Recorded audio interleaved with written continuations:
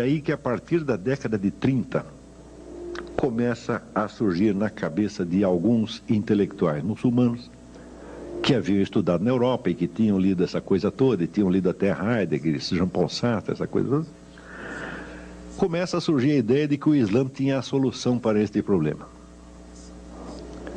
Então,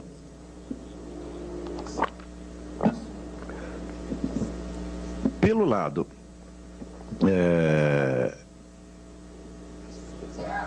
econômico, o Islã tem a sua própria estratégia econômica, vamos dizer, que não é bem de uma economia socialista, é de uma economia que resguarda, vamos dizer, a propriedade privada, mas no qual você tem tantos instrumentos, tá certo, de controle, não somente na mão do Estado, mas você tem tantos instrumentos religiosos de controle, que praticamente, se pode dizer que toda a vida econômica da comunidade estará sob o controle daqueles que tiverem a autoridade religiosa.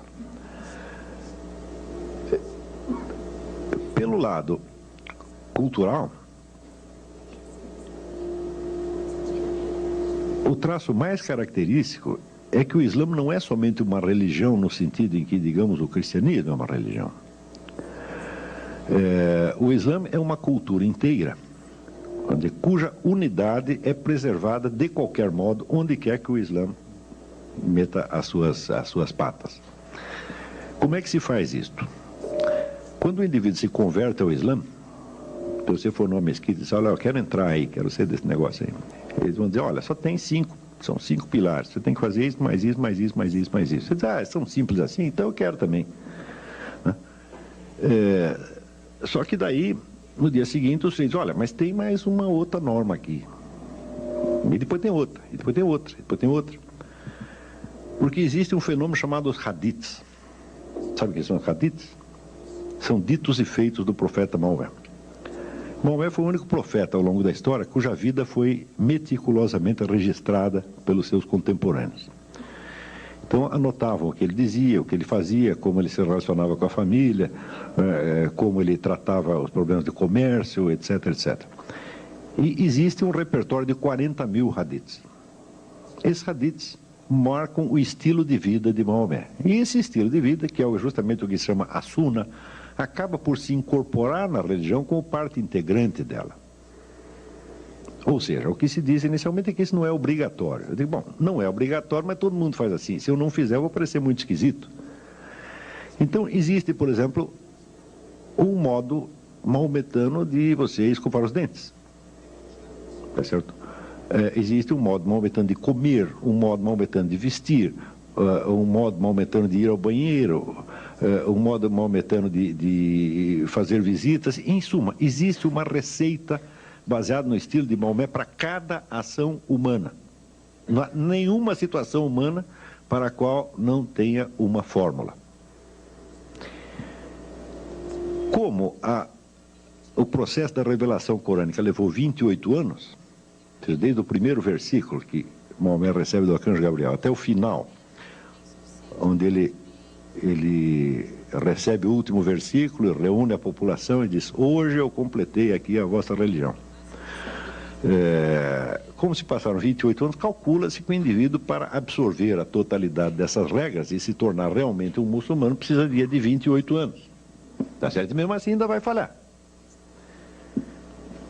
Se falhar também, não tem problema, porque a comunidade inteira está de olho em você, dizendo tal coisa não se faz assim, não diga isso, tá certo? Não se sente assim, não pega comida assada, não escova os dentes assim. Está entendendo? Então, existe um cerco total. Nós podemos comparar. Vocês já repararam que não existe muita propaganda islâmica. Já viram isso?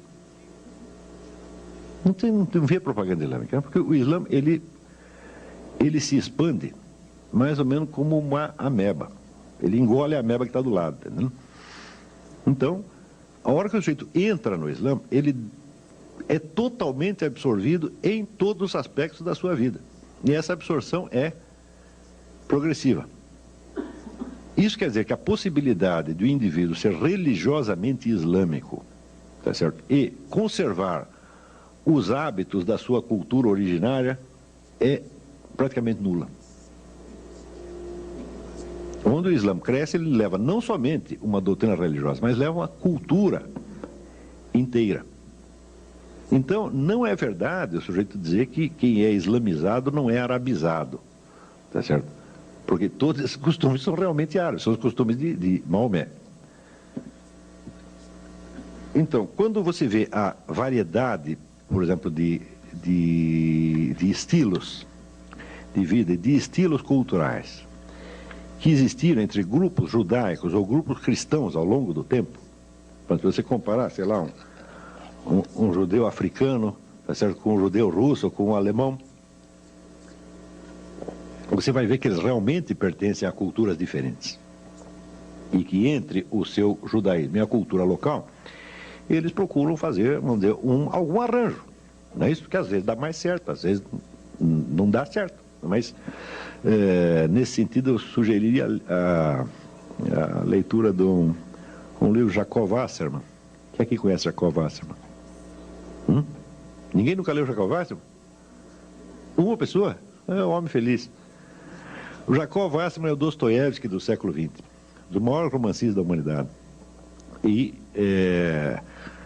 ele escreveu, além dos romances, escreveu um livro que chama Meu Caminho como Judeu e como Alemão. E ele vai investigando esse paralelismo da condição de judeu e de alemão até chegar a um ponto que você olha, isso aqui é inseparável, nós não temos mais como nos separar da nossa germanidade. Né?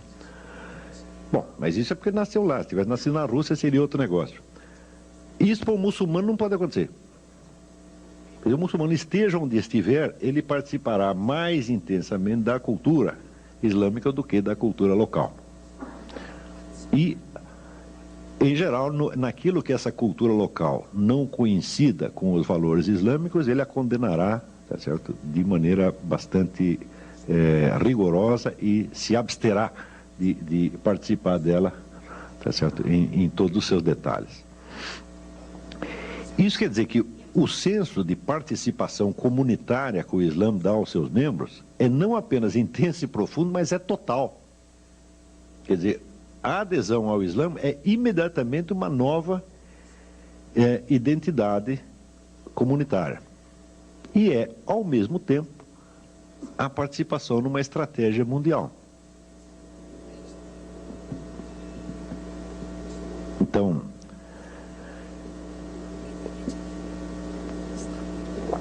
isso quer dizer que, contemplando o problema dos dois totalitarismos, o muçulmano da década de 30 e 40 começou a ter ideias.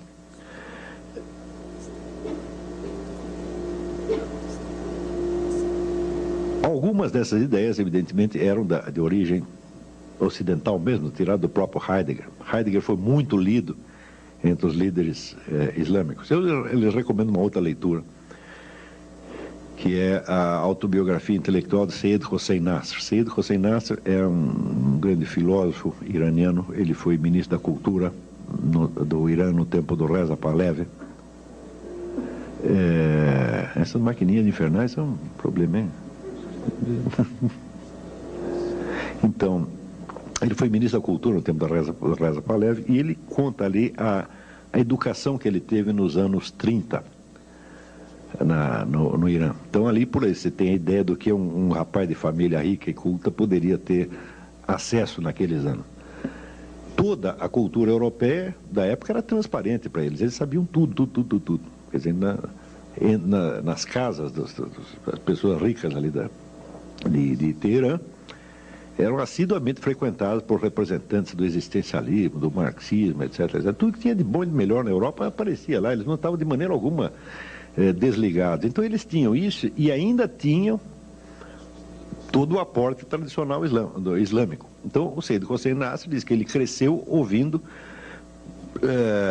as tias deles recitarem poesia tradicional persa, né? Ele mesmo aprendendo a recitar o Corão de cor desde pequeno e, ao mesmo tempo, ele tinha acesso, vamos dizer, à cultura europeia em todas as suas versões. Quer dizer, por exemplo, a liderança intelectual comunista da época frequentava também a casa daquele pessoal e tal. pessoal ligado ao existencialismo, até existencialismo cristão, tal como Gabriel Marcel, também era totalmente conhecido ali. Então eles tiveram uma espécie de mostruário da cultura mundial, na qual ao mesmo tempo não tinham nenhuma participação ativa. Quer dizer, eles estavam vendo tudo e não estavam participando ativamente. Eles tiveram muito tempo para pensar nisso aí.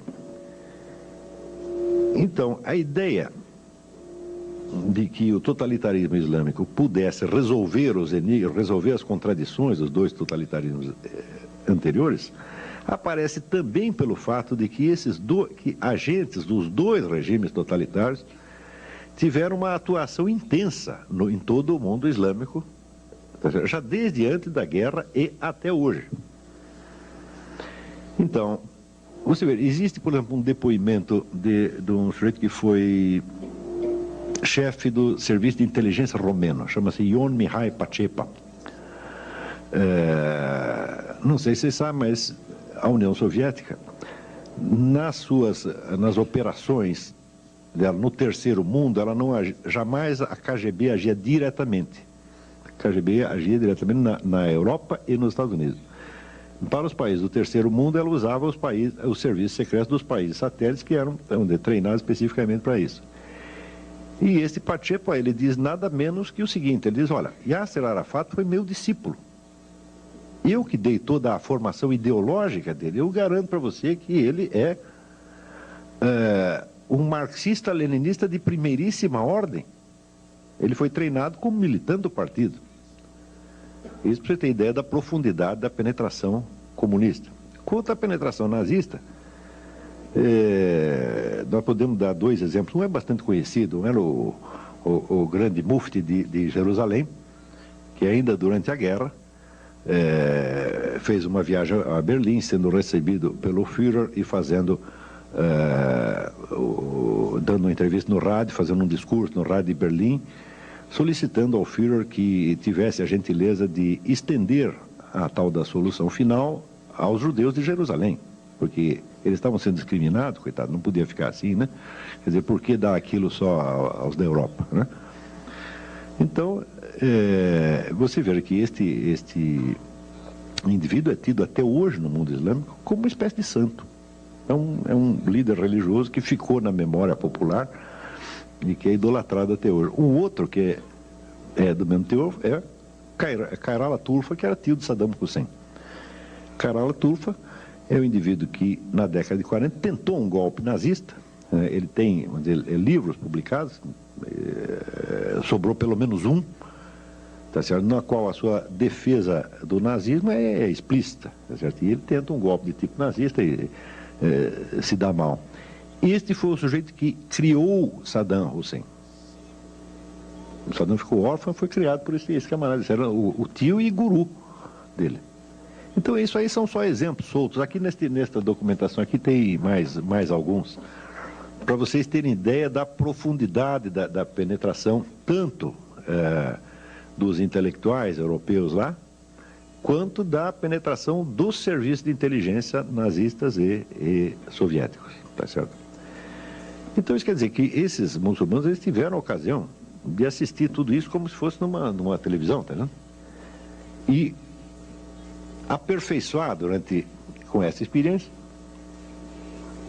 as suas ideias sobre o que seria um regime islâmico. O problema do regime islâmico é um verdadeiro abacaxi, porque tudo na sociedade islâmica é regrado pelo Corão. Se você lê o Corão, que é um livro relativamente pequeno, umas 280 páginas, você verá que ele tem regulamentos sobre os hábitos diários, sobre a vida em família, etc. Ele contém todo um código civil. Esse código civil é ainda completado pelos hadiths, quer dizer, pelos exemplos de Maomé. Então você tem talvez ali o código civil mais meticuloso do universo, tá certo? Porém, não tem um código do direito político. Não diz uma palavra sobre o que deve ser o regime político. Graças a este fenômeno é que surgiu este problema de xiitas e sunitas. Porque enquanto Maomé esteve vivo, então, de certo modo, ele condensava na pessoa dele os vários aspectos da sociedade e da liderança islâmica. Ele era, ao mesmo tempo,